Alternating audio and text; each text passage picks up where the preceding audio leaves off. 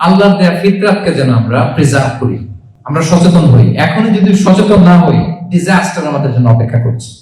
Just wait and see. তাহলে Islamic lifestyle হচ্ছে একটা ফিতরা বেসড লাইফস্টাইল।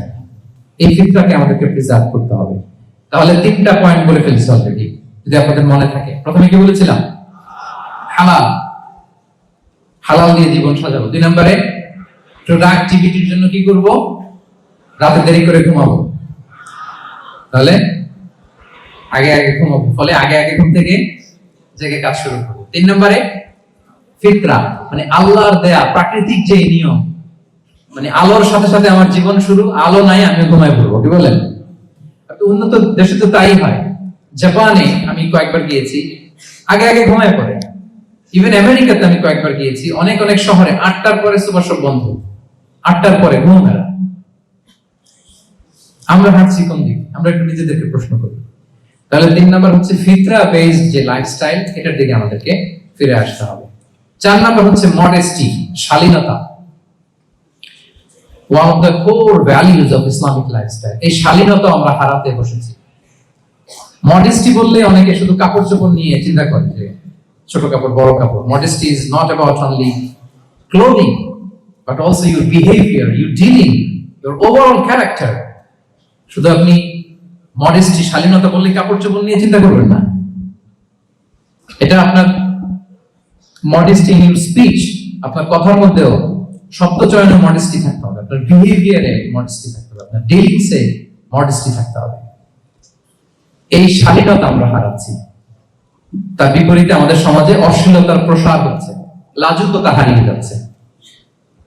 লাজুকতা, লজ্জা শরম থাকা, এটা যে কত বড় নেয়ামত।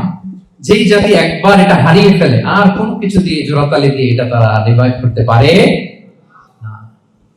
এই যে ওয়েস্ট তো এখন যা যা আমাদেরকে শিখাইছে, যেটাকে আমরা স্ট্যান্ডার্ড মনে করি, আবার তারা ফিরতেছে। এই যে ডিভাইসের কথা বলছি না, আপনি অস্ট্রেলিয়ার খোঁজ খবর নেন, যারা খোঁজ নিয়েছেন তারা জানেন, আন্ডার 16 কোনো বাচ্চা সোশ্যাল মিডিয়া ইউজ করতে পারে না অস্ট্রেলিয়াতে।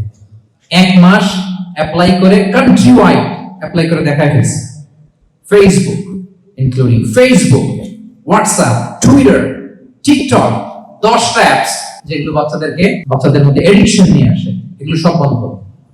জানেন এই নিউজটা? জানেন? মানে ফিরতেছে, উল্টা ফিরতেছে। এই যে শালীনতার কথা আমরা বলি, এটা হারাচ্ছে। রাসূল সাল্লাল্লাহু আলাইহি ওয়াসাল্লাম বলেন, যার শালীনতা নাই, ইযা লাম তাসতাহি ফাসনা মা শি'তা, যখন তোমার লজ্জা শরম থাকবে না, যা মনে চায় তাই করো। শিশু মুহাম্মদ চলে গেল সেই বনু সা'দে, ছোট্ট মুহাম্মদ কাঁদে না, কাঁদে না কখনো। ক্ষুধা লাগলেও কাঁদে না, ব্যথা পেলেও কাঁদে না। কিন্তু ছোট্ট মুহাম্মদের প্রাইভেটসের জায়গা থেকে কাপড়টা যখন সরে যেত, শিশু মুহাম্মদ কেঁদে দিত। সুবহানাল্লাহ, শালীনতা। ইযা লাম তাসতাহি ফাসনা মা শি'তা। রাসূল সাল্লাল্লাহু আলাইহি ওয়াসাল্লাম বলেছেন, যদি তোমার লজ্জা শরম না থাকে, লজ্জা শরমের মাথা যদি তুমি খাও, তুমি সব করতে পারবা, তোমাকে দিয়ে সব সম্ভব। তাহলে এই শালীনতা, এটা অনেক বড় নেয়ামত। সম্মানিত বন্ধুরা, আজকে দিনকে দিন আমাদের সমাজ থেকে শালীনতা হারিয়ে যাচ্ছে, লাজুকতা হারিয়ে যাচ্ছে। নারী পুরুষ উভয় দিক থেকে, বিশেষ করে আমাদের বোনদেরকে টার্গেট করা হয়েছে।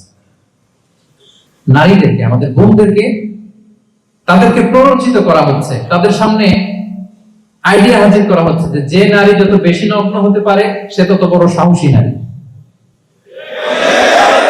বলেন, আমাদের সমাজে পত্রপত্রিকা আপনারা দেখেন না এটা? যে নারী নিজেকে যত এক্সপোজ করবে, সে তত বড় কি সাহসী নারী। এই তকমা তাকে দেয়া হচ্ছে। এটা টোটাল কমপ্লিট শয়তানের একটা মিশন। শয়তানের প্রথম মিশন হচ্ছে বনি আদমকে বিবস্ত্র করা। কি করা? আল্লাহ তাআলা আদম আলাইহিস সালাম, হাওয়া আলাইহিস সালামকে বলেছিলেন যে নিষিদ্ধ গাছ যেও না, খেও না। শয়তানের প্ররোচনায় খেয়ে ফেলেছিলেন, সাথে সাথে জান্নাতের পোশাক খুলে পড়েছে। তার মানে শয়তানের প্রথম মিশন হচ্ছে মানুষকে কি করা? নগ্ন করা। মানুষকে কি করা? নগ্ন করা।